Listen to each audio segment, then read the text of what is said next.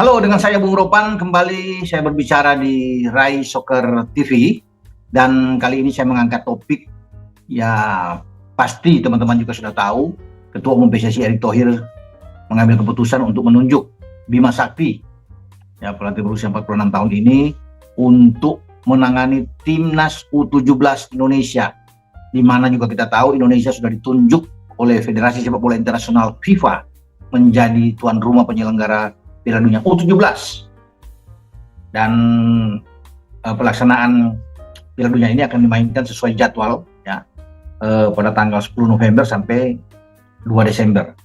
Mestinya Peru menjadi tuan rumah karena Peru dianggap tidak memenuhi persyaratan secara infrastruktur dan tidak siap untuk bisa menyelenggarakan Piala Dunia U17 ini, maka FIFA akhirnya mencoret mereka, dan keputusan itu diambil pada Jumat yang lalu, di mana Indonesia menjadi penyelenggara. Jadi bersyukur bahwa kita bisa ditunjuk, karena kita gagal sebenarnya untuk ikut di Piala Asia, karena persyaratannya itu harus ikut Piala Asia. Jadi 4 besar di Piala Asia yang saat ini berlangsung di Thailand, mereka inilah yang akan lolos ke Piala Dunia U17, dan Indonesia sebagai tuan rumah sudah tidak melalui ini, karena kita kan kalah dari Malaysia di kualifikasi Piala Asia saat bertanding di Pakansari, nah, di mana kita juga bersaing dengan UEA. Waktu itu ada juga dengan Guam dan Palestina, tapi sangat disayangkan kita kalah di pertandingan terakhir dengan 5-1 dari tim Malaysia. Itu yang membuat juga Malaysia, saya pikir, agak geram juga Indonesia ditunjuk sebagai tuan rumah padahal gagal lolos.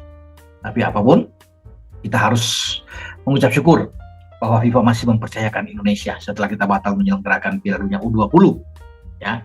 Dan Bima Sakti sudah ditunjuk ya untuk menjadi, ini banyak yang juga mempertanyakan, tapi mungkin Erick punya sesuatu, punya jurus tersendiri menunjuk pelatih-pelatih muda yang menurut Erick harus diberi kesempatan. Banyak juga netizen yang bilang, wah, belum saatnya.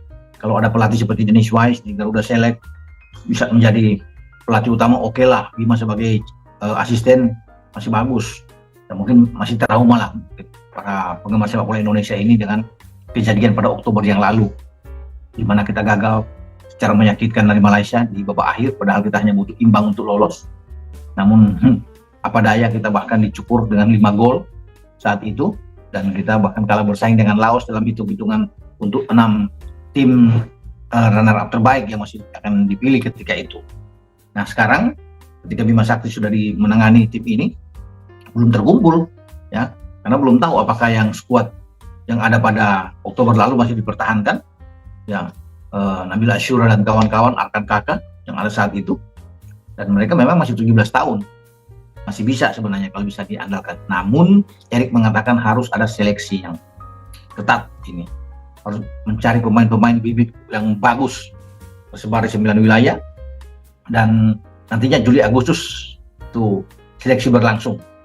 Nah ini tugas Bima, memang agak berat ya, misi yang sangat berat, karena waktunya mepet sekali, hanya 4 bulan untuk menyiapkan tim, tidak mudah, tidak gampang.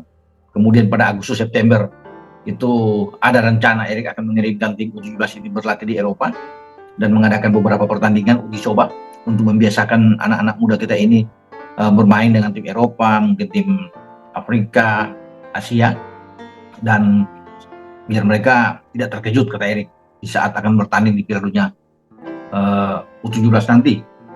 Dan Bima dan bersama dengan tim kepelatihan harus bekerja keras ya untuk mewujudkan harapan masyarakat Indonesia. Karena dengan waktu yang mepet ini, saya juga memang agak ragu apakah kita bisa mendapatkan tim yang tangguh, tim yang kuat, karena lawan-lawan semua ini tidak mudah, tidak gampang. Jerman, Prancis, Inggris, bagus-bagus, Italia, Polandia, ini yang oke-oke dari Eropa, apalagi juara bertahan Brasil yang datang dari Amerika Latin. Ya, ada Argentina di sana, ada Venezuela, belum lagi dari zona CONCACAF ya, itu ada finalis 2019, Meksiko sampai Amerika Serikat. Jadi memang kuat-kuat semua yang datang, dari wakil Afrika juga akan tiba. Bahkan di Thailand saat ini, Korea Selatan sudah maju, sudah berarti lolos setelah di perempat final mengalahkan tuan rumah Thailand 4-1 kemarin.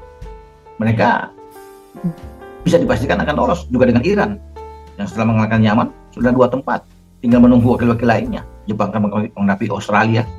Kita akan lihat siapa 4 wakil Asia nantinya untuk bisa melengkapi 24 tim kan, karena sudah ada 20 tim sebelumnya.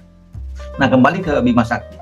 Walaupun banyak yang mempertanyakan, banyak yang meragukan, tapi saya pikir Bima Sakti harus jalan karena ini mandat yang diberikan, kepercayaan yang diberikan Ketua Umum Erick Thohir terhadap Bima Sakti, mantan pemain Primavera ini, pemain tim nasional kita. Ya, Bima akan bertanggung jawab penuh. Hanya saja siapa wakil dia yang akan ikut dalam tim pelatihan kan belum diputuskan. Erick bilang akan ada rapat-rapat dengan Exco, ya, mungkin akan melihat ini siapa-siapa yang pantas untuk bisa mendampingi Bima Sakti. Ya, mudah-mudahan akan mendapatkan asisten-asisten terbaik ya di dalam menangani tim untuk main di Piala Dunia. Karena ini kan Piala Dunia, bukan Piala AFF, bukan kualifikasi Piala Asia atau Piala Asia.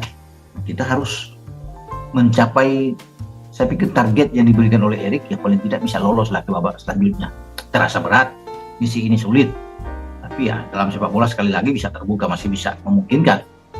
Asal kita bisa mendapatkan pemain-pemain yang bagus. Kalau bisa naturalisasi beberapa pemain untuk memperkuat tim U17 kita, silakan. Itu lebih baik. Karena kalau cuma dengan pemain lokal, saya juga agak ragu.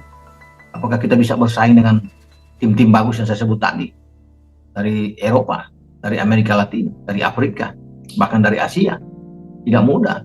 Korsel salah satu favorit kuat. Ya, apalagi dari Iran. Jadi itulah ya kerja keras yang harus dilakukan oleh Bima untuk mengumpulkan, mendapatkan tim yang kuat di dalam pertandingan nantinya di Piala Dunia U17. Saya pikir ya dengan waktu yang singkat ini harus berpacu dengan waktu ya, karena hanya 4 bulan ke depan sebelum memasuki di bulan November kita bisa mendapatkan tim yang kuat. Ya pasti sebagian besar juga yang tim ini untuk U17 ini akan diambil pada Oktober yang lalu. Sebagian besar mereka masih punya peluang untuk bisa masuk di tim U17 kita, sambil melihat potensi bakat-bakat lainnya atau pemain-pemain muda lainnya untuk bergabung bersama di dalam tim U17. Jadi selamat berjuang buat Bima Sakti. Juga siapapun yang mendampingi dia harus sehati, ya, kompak di dalam membentuk tim nasional yang baik. Dengan saya Bung Lopan, dan ingat bola itu bulat, giring terus.